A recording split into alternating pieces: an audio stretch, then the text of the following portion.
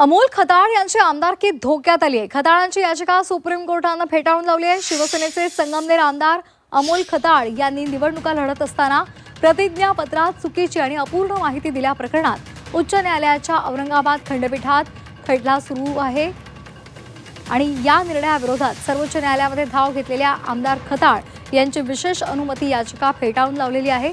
सर्वोच्च न्यायालयाच्या या निर्णयामुळे आमदार खताळ यांच्या विरोधात उच्च न्यायालयामध्ये कायदेशीर खटला चालवण्याचा मार्ग आता मोकळा झालेला आहे।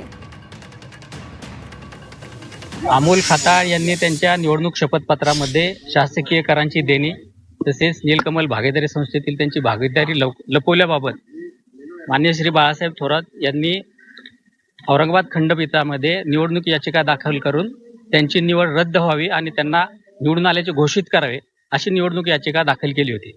त्या निवडणूक याचिकेच्या विरुद्ध अमोल खताळ यांनी औरंगाबाद खंडपीठामध्ये एक अर्ज दाखल केला होता की निवडणूक याचिका दाखल करण्यास कोणतेही दाव्याचे संयुक्तिक कारण नाही, त्यामुळे निवडणूक याचिका फेटाळून लावावी। परंतु तो अर्ज माननीय उच्च न्यायालयाने फेटाळून लावला होता।